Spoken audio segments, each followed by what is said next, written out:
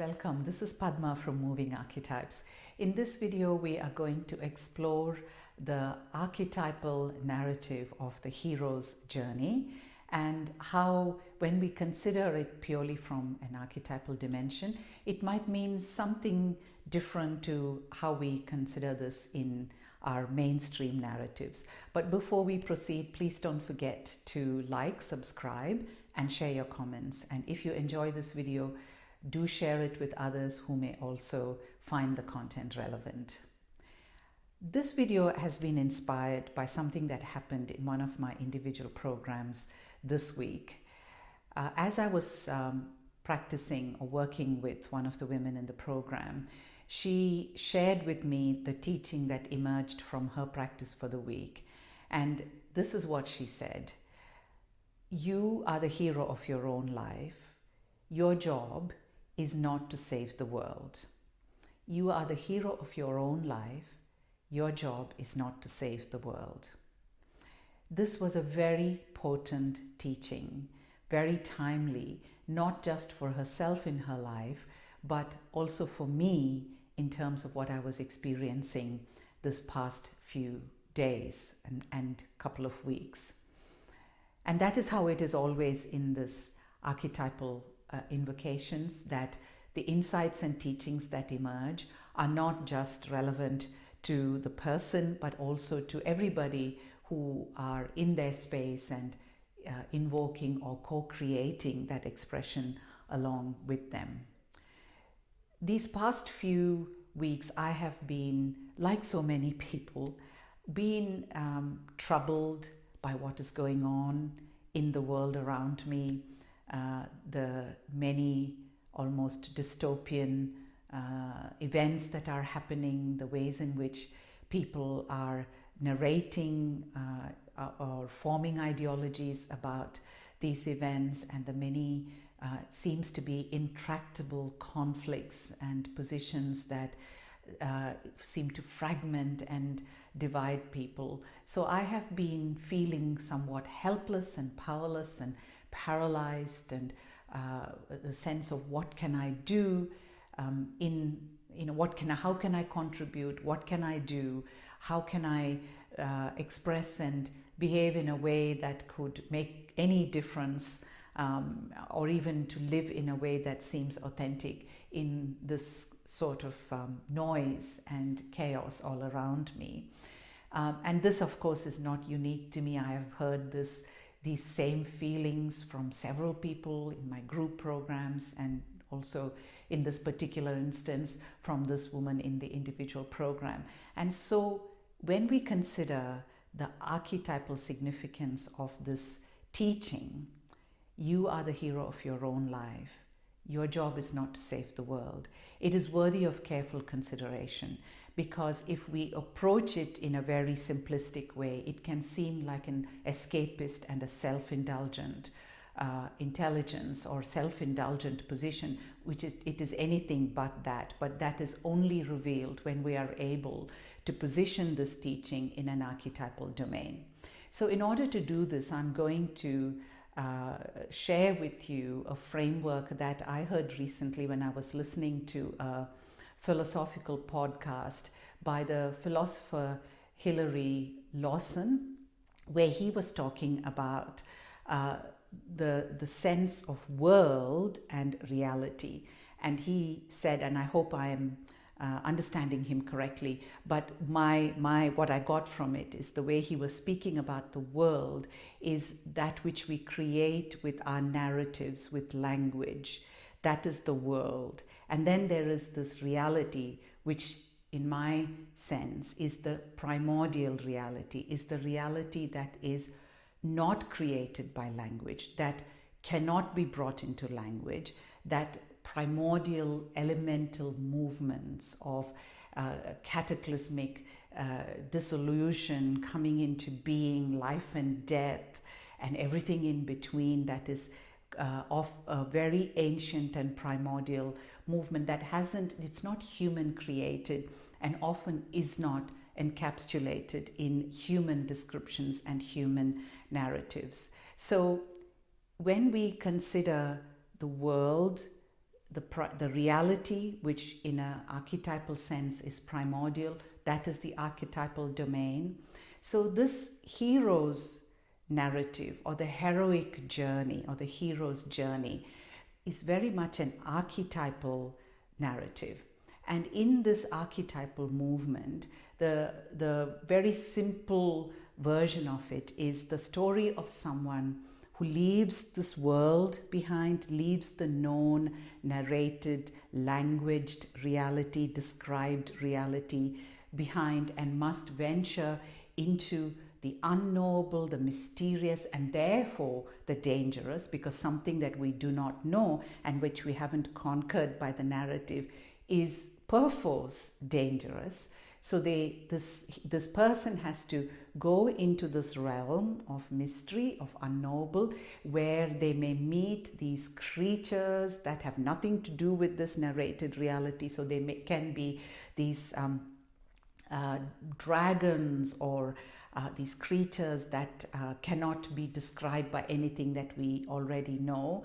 And he has to, or he or she or they have to encounter them, and they have to battle with them, and confront them, battle with them, and somehow emerge from this cave, or the great waters, or the oceans of mystery.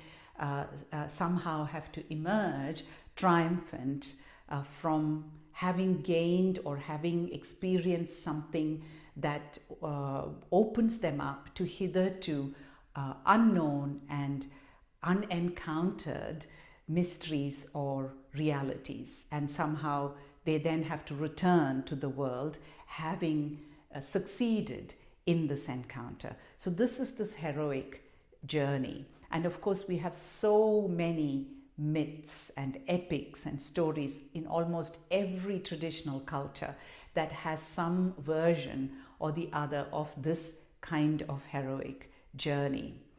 Now, what happened in my view is when this heroic journey got plucked from this reality into the narrated world of language, which is of course linear, and it is instrumental, and there is cause and effect, and there is self-interest and competition, and all of these dynamics here, it became a narrative that was serving the philosophies, values, and principles of the world, which is, of course, absolutely inevitable. So now the hero's journey became about the people who have sufferings in their lives and who triumph over these sufferings and emerge successful, or it could be people that have served the noble causes, that which are determined as noble by that particular time, by that particular community. Then they are acknowledged and they are rewarded and they are celebrated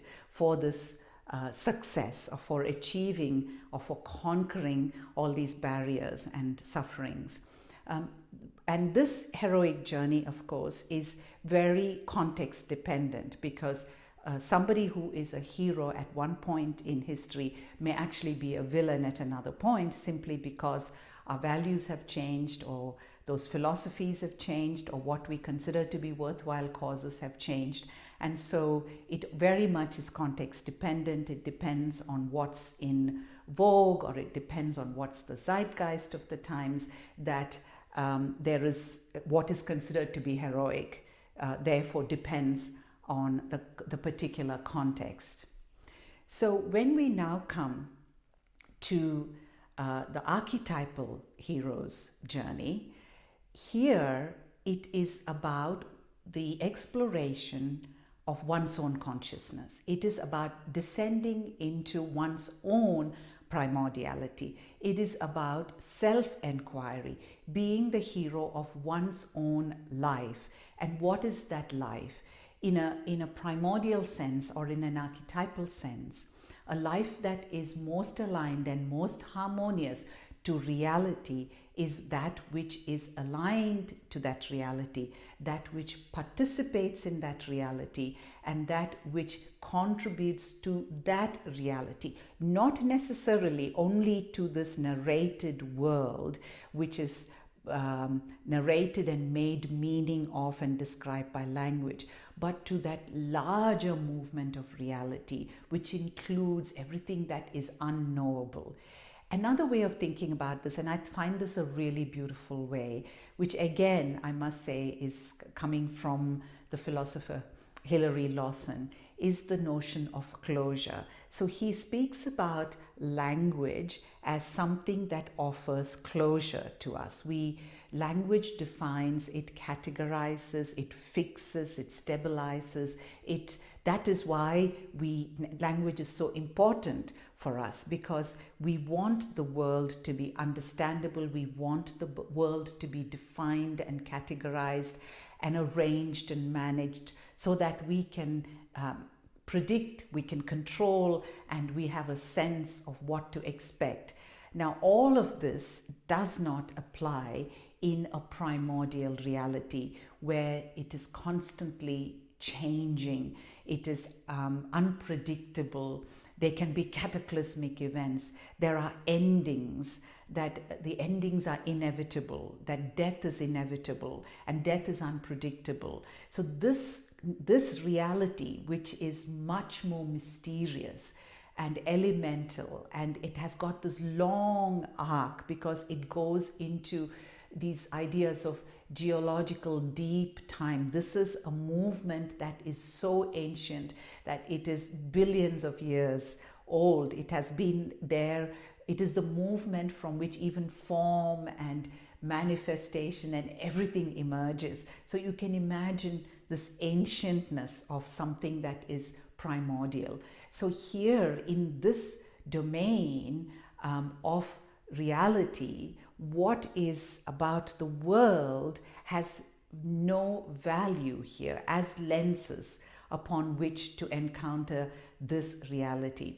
So the first thing we must do when we move is we have to relinquish the known, which actually is relinquishing, to borrow again from Hilary Lawson, is relinquishing that desire for closure, the desire to define, which is what to know something is. To know something is to close that loop of mystery.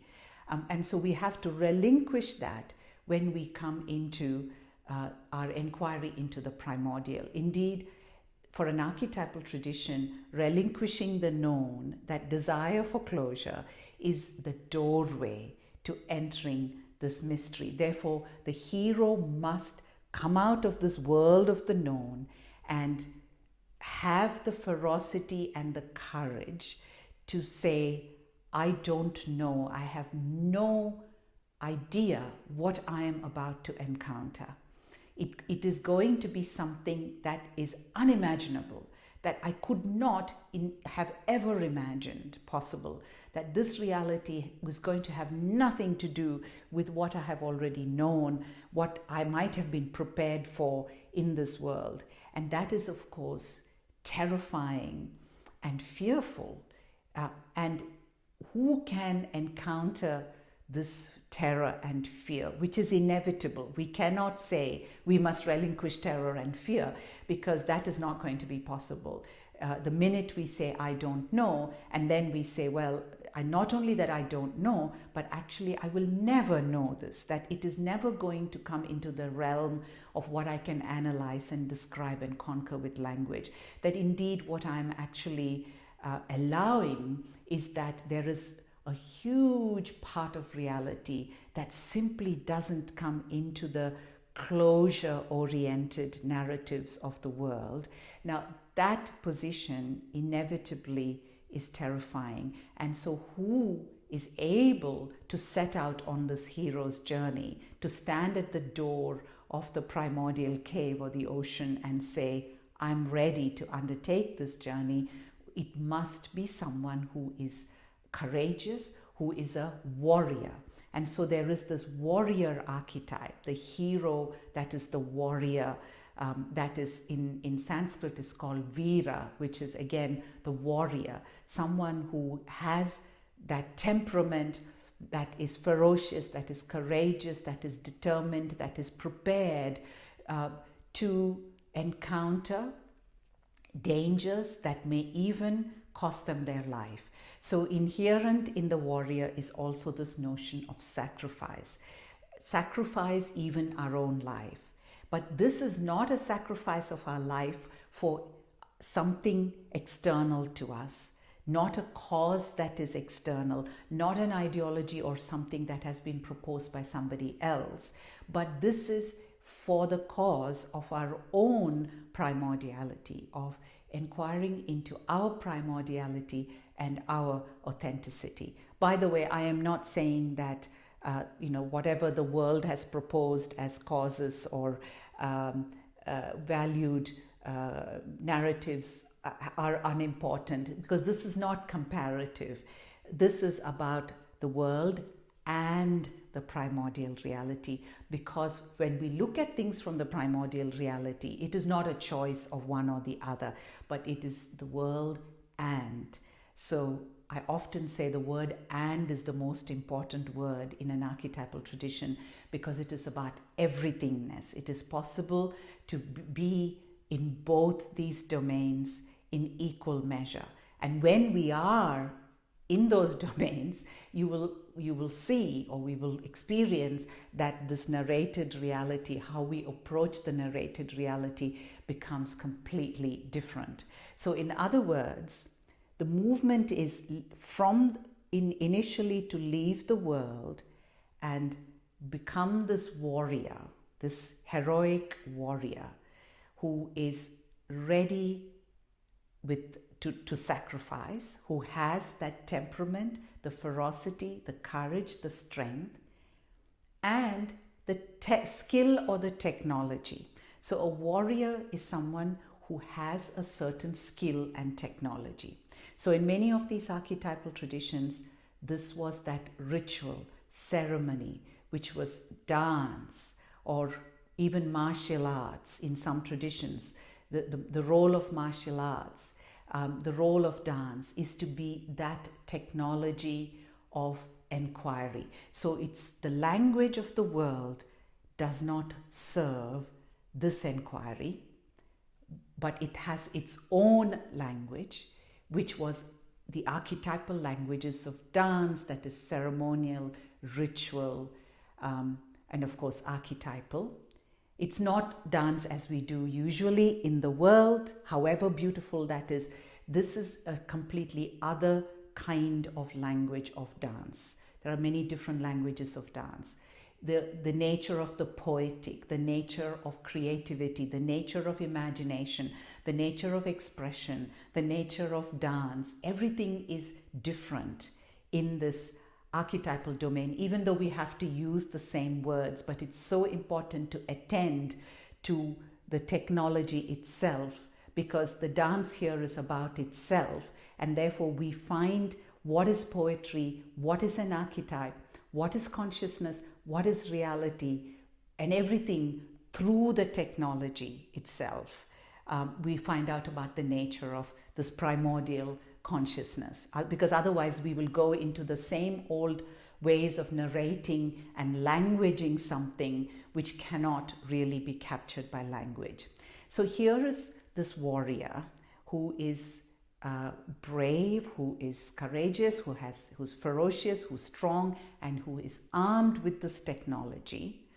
The archery, the dance, so the dancer, archer, poet, seer was this ancient constellation in so many traditions of this particular person setting out on this journey. And then they are able to go into this inquiry into the primordial, which is, who am I at that primordial elemental depths? Who am I? Because it is at that depth that we experience the universal. And the universal here isn't just about being universal with other people, but universal at the level of earth, soil, nature, all of life. What is that universality at the level of every single life form? That sentience, which is the shared sentience with earth, with soil, with plants, with trees, with ants, with birds, with every form of life, without separating ourselves by saying, well, I am human and therefore I am different from the tree in this way, and my life is somehow more valuable because I am more sentient, or I'm more intelligent, or I'm more evolved, or only I have consciousness, and therefore everything else is inert and is there to serve my survival. So this narrative that separates us, even at that human level, which is the story from the world, must be relinquished in the primordial, so that we find that movement which connects us, because it is a movement, it is body-led.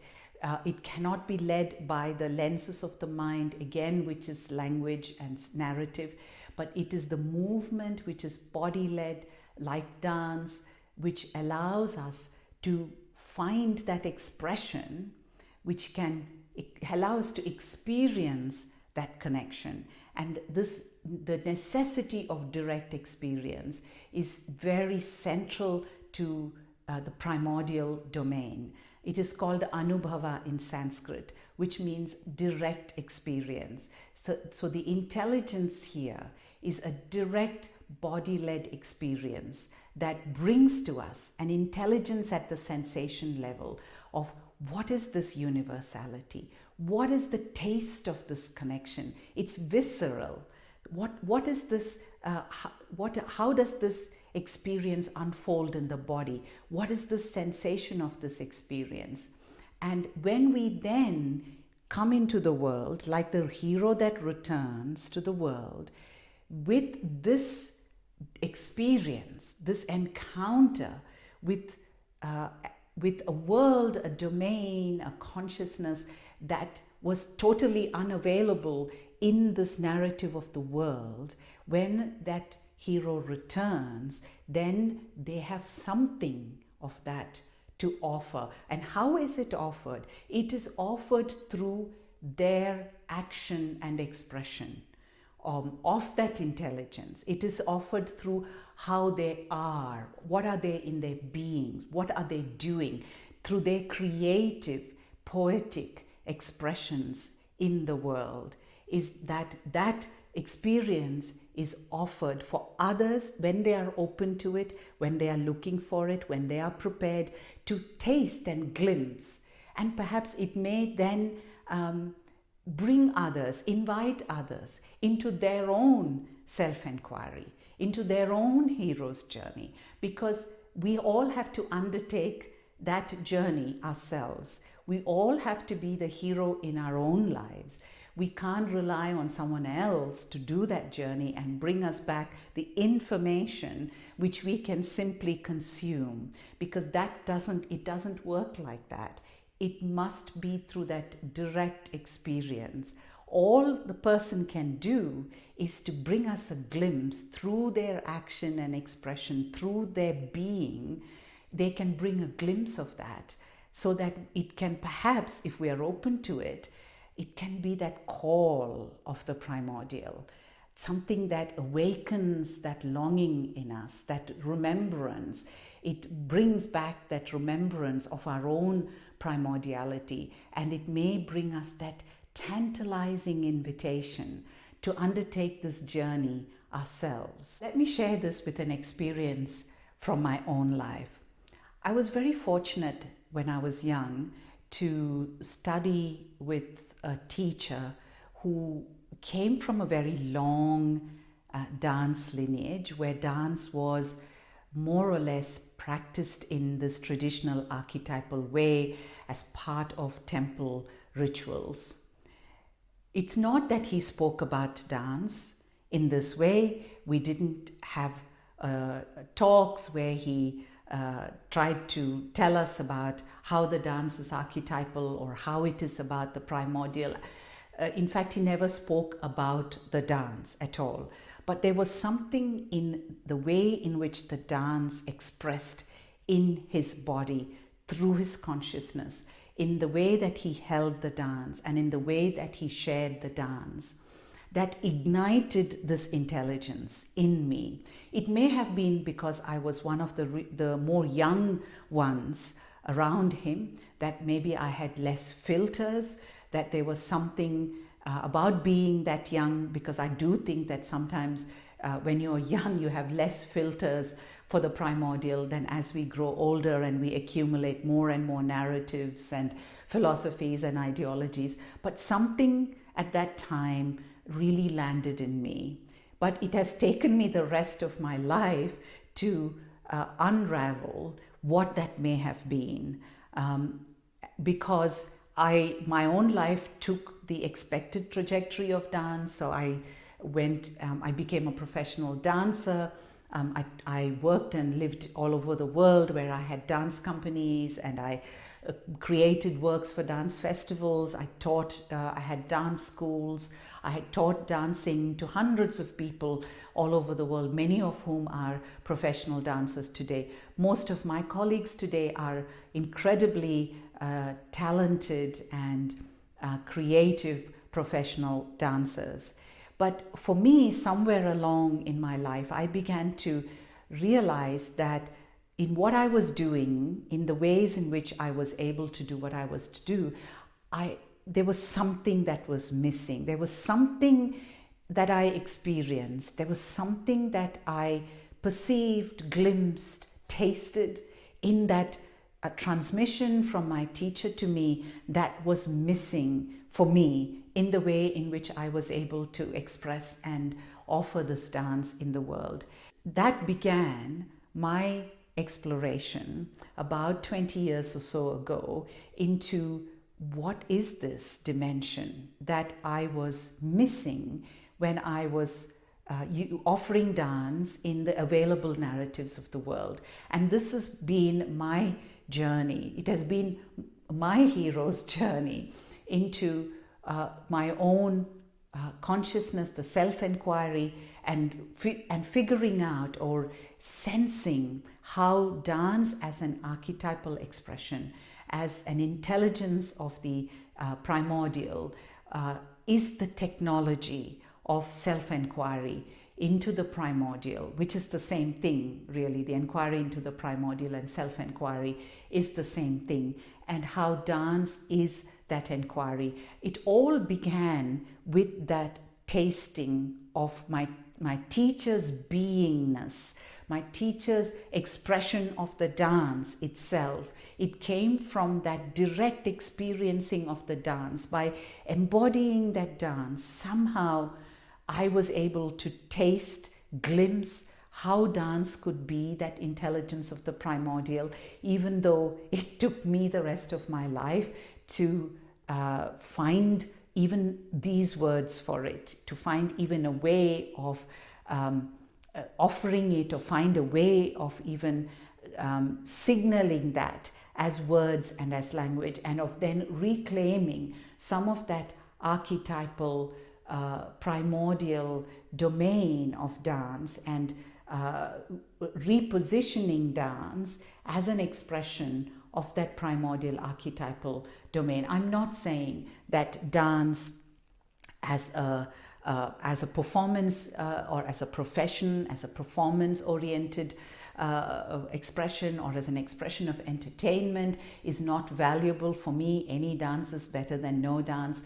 But here I am speaking of the equally valid and important role that dance has as the language of the primordial and the language of self-inquiry, especially when we must leave the language of the world, this language of narrative, word, in order to encounter. This is the technology that the hero needs in order to go into the journey of self-inquiry. So that is why this direct experience, that body-led experience through movement and expression, something becomes real only when we express it. So that body-led expression of something that is poetic, that is imaginative and creative from the primordial, not imaginative and creative in the ideas or values of the world. So that direct experience is so important to reveal the intelligence of the primordial. And when even just expressing it, as my teacher was doing, all he needed to do was to express it, for me to be able to taste it and to sense that glimpse of what the dance could be and what the intelligence could be of something that is never conquered by words, something that is beyond words and beyond that closure characteristic of words, something that cannot be defined and trapped by words. That is where infinity resides. So when we consider that the divine is infinite, that reality is infinite, that is where it resides. It is an experience. It is not a thought. It's not a word, because none of that can, by its very nature, because it seeks to define and control and pin down, it cannot bring to us an experience of infinity. But a language that allows for the infinite, that allows for things to not be closed, that brings to us that infinite possibilities as an embodied experience, a direct experience.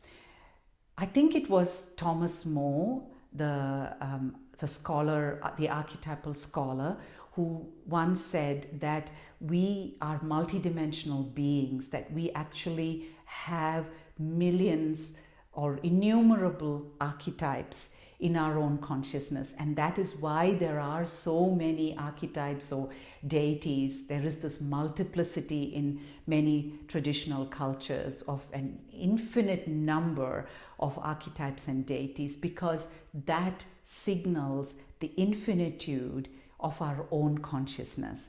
And when we are able to encounter that and express and manifest that, we are then able to also experience how reality can be that sentience of infinitude, because we are part of that reality. Reality begins here. That infinity of reality begins in our own bodies, because how could it be that we are not an expression of that vast reality? So the inquiry into our own infinitude, our own vastness, our own mystery that cannot be narrowed down or constrained, the boundlessness that is within ourselves, the plurality that we are within ourselves, is then how we experience that reality is also that infinity, that plurality, and that multiplicity, and that vastness, and that the everythingness, that infinite possibilities, that is also reality. And so here is that union with reality, union with nature, union with all of life, that connectedness that is at that elemental level of universality. So this is the coexistence of universality, everythingness, union, connection, all coexist in this amazingly multidimensional constellation. And when we are then able to come into the world of language, of narratives from this experience, that changes. The narratives change, language changes, the world itself changes, and it becomes something that is more aligned, more harmonious, participating in the reality, not something that describes the reality, but something that is part of the movement of reality, that expresses that reality in matching its poetic nature, the nature of reality as a poetic expression, not the poetry that we have defined, but the poetry that nature has taught us, that reality has taught us. And there is this congruence of expression, action, language between what we do and that congruence with reality. In other words, we actually become the reality itself. We become the movement of reality. And the separation between the world, our story, what we are doing, what we are describing, what we are analyzing, all these separations simply dissolve. But this movement is something that is ongoing. It's not a permanent state of being.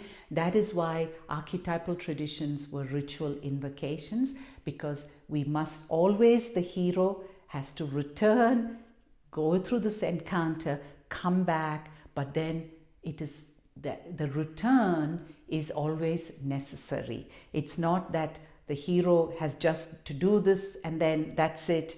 Somehow they have gained this special knowledge and then they never have to do this again and they have got this expertise. Nobody is an expert, and that is also why this heroic temperament is necessary, because we are always needing this heroic temperament in order to go through this ongoing movement of exploration, self-inquiry, returning, offering creatively, and then going back into that inquiry again. So this is how the heroic narrative manifests in that interconnectedness of the primordial and the world. And in such a movement, the second part of that statement, your job is not to save the world, becomes potent and meaningful, because we are here to do our humble work of making sure that we align ourselves to that primordial reality. And in aligning, in our inquiry, which is the expression, which is that poetic offering, that is the inquiry, we will, like my teacher did, we will offer that glimpse to, perhaps we offer that glimpse to others, even though that is not what we are there to do. We are not here to be doing this because we want to save other people. We are simply here to be doing this because that is what we must do in order to align ourselves, in order to that who am I question, to descend into our own authenticity and primordiality. And in that movement of descending, which is the expression, that movement itself brings the gift of intelligence to the world and to others. But that is not in our hands. We are not here to do that. But in doing our own work, in doing our own hero's journey, we will offer that intelligence in the most humble way. It may not manifest immediately around us. It may be that it takes another 50 years for that seed to grow. But all we can do is to do that journey into our own authenticity. Because the minute we say that we are going to save the world, when looked at from the primordial archetypal perspective, we are then claiming an expertise. We're claiming that we've got some special status or some special knowledge that is not really part of this movement of reality, and that we know what is good for everybody else. So it's important to, when we look at these statements, that we actually locate it from the primordial towards the world, from the inner to the outer, and not from leading from the world to the primordial, because then that becomes a very different and not a possible thing. We can't go from the lenses of the world into the primordial, but we can move in the world when we are informed by the direct experience of our authenticity or our primordiality.